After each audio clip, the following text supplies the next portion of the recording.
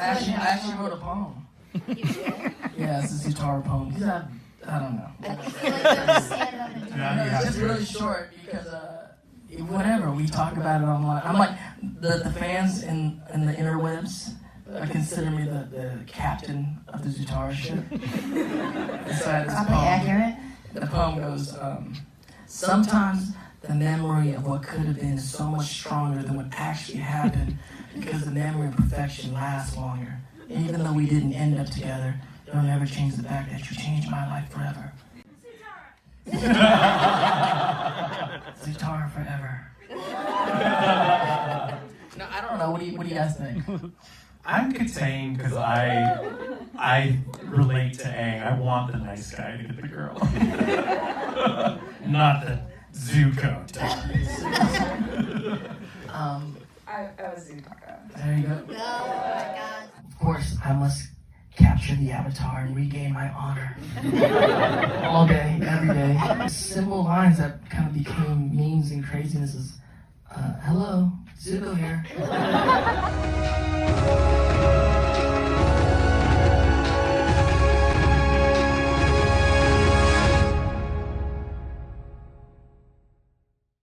Welcome back, everyone. It's Charlie. Happy 15th anniversary to Avatar: The Last Airbender. So Nickelodeon and the Avatar people did a special 15th anniversary panel recently, so I'll break that down. They talked a lot about what's going on with the future of Avatar: The Last Airbender, and even the idea of more animated sequels to Avatar: The Last Airbender, as in the idea that Legend of Korra was a sequel to Avatar: The Last Airbender. Would they ever do more animated series? Now it sounds like that might actually be a reality.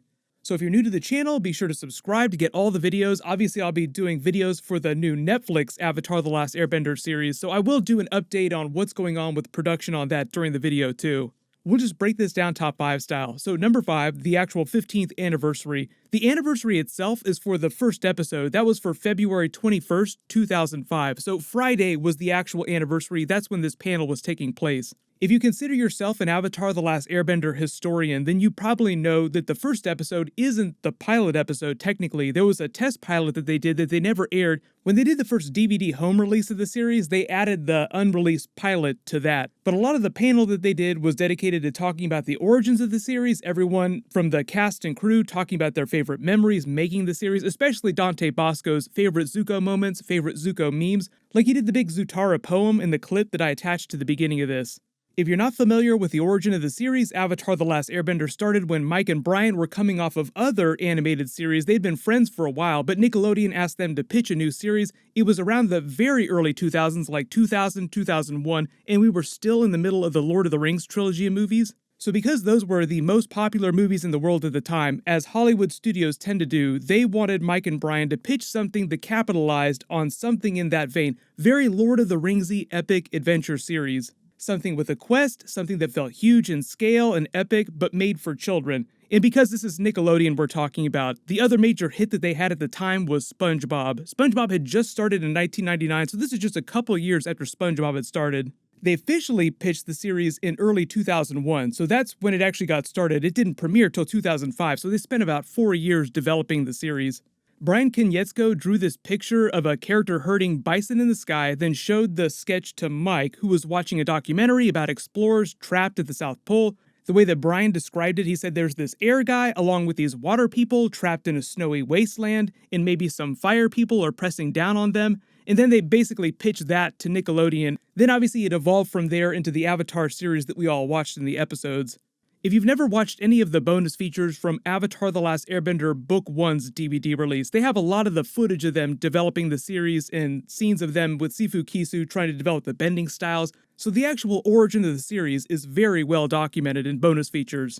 The whole reason why they went with the Eastern cultural aesthetic overall for the series was because they'd grown up loving classic anime and manga and Miyazaki films and wanted to try something unique that hadn't been done on Nickelodeon up to that point. Remember, SpongeBob was Nickelodeon's big hit at the time. The specific series that most inspired Avatar: The Last Airbender were Cowboy Bebop, Samurai Champloo, and Fooly Cooly. Number 4, so as you heard in the clip at the beginning of this, Dante Basco reading the Zutara poem that he created a while ago and reciting it for the anniversary. I believe he actually created it a long time ago because he's been doing conventions for Avatar: The Last Airbender pretty regularly since the series has ended, And he's recited poems like this in the past. Like he says, "The fans consider me the captain of the Zutara ship." But just because they spent a bunch of time joking and talking about Zutara stuff on the panel doesn't mean they're gonna radically alter the plot of the Netflix Avatar The Last Airbender series.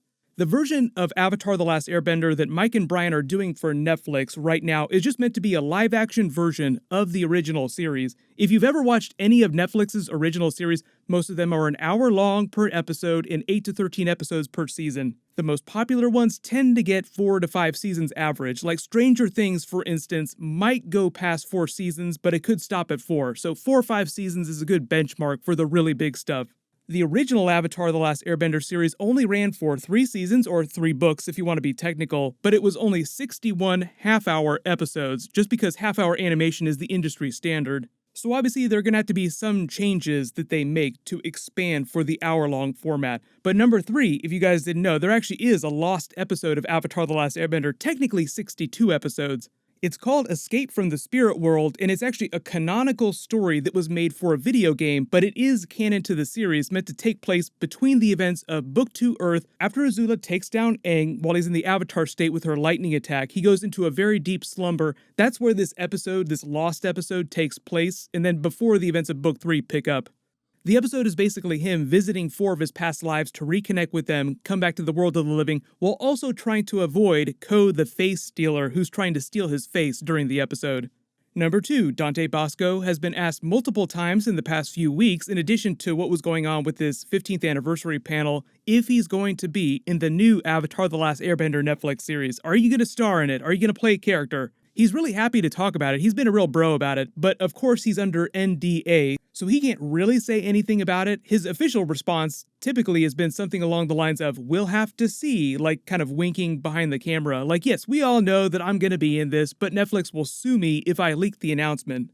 If you're really frustrated with Netflix not making any real big news announcements about what's going on with the new Netflix Avatar The Last Airbender series, it's because they like to sit on news like that and information reveals because they want to turn that into big marketing events, like when they drop trailers to create awareness for it and create some hype. A lot of people had just hoped that they would have done some big announcement for the Avatar anniversary. And yes, they are getting ready to start filming. They've probably already been shooting a bunch of test footage and VisFX camera tests. Like, they just released the Batman teaser trailer, which was basically a camera test of Robert Pattinson in his new Batman costume. They've been doing that kind of stuff, kind of figuring out what everything is going to look like, the costumes, the physical world, for about the past year. All the story outlines, the scripts, and all that started way before that too. Initially, when they pitched Netflix about developing the project and they announced it back in 2018, that's how long it's been. It's been 2018 since they first announced the project. The first thing they do in situations like that is develop a story outline, then start writing scripts, then they start figuring out what everything is going to look like, then they start casting and shooting. Because they're expanding the episodes to the hour-long format, they did say back when they first announced the series was going to happen that they'd be using that extra half hour to spend more time with each of the characters, more character development. So even though we're getting live-action versions of the original episodes, there will be a lot of new material added in that was not in the original series, that they either didn't have time for because it was half-hour animation, or that they were censored and they weren't allowed to do because it's Nickelodeon. One of the benefits of going to Netflix is there's no regulation on censorship or what they can and can't do. They can do pretty much whatever they want in episodes.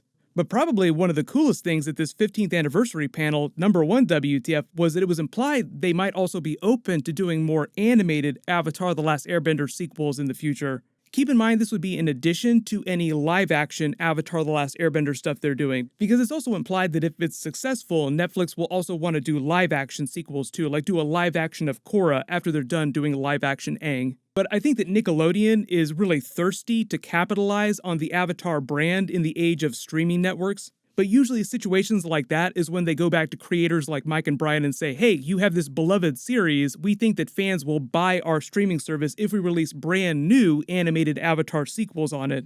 So we'll see. If we hear any news about more animated sequels, I will totally do videos about that too. Let me know in the comments if you have any special requests for Avatar bonus videos, and everyone post your favorite memories for the 15th anniversary.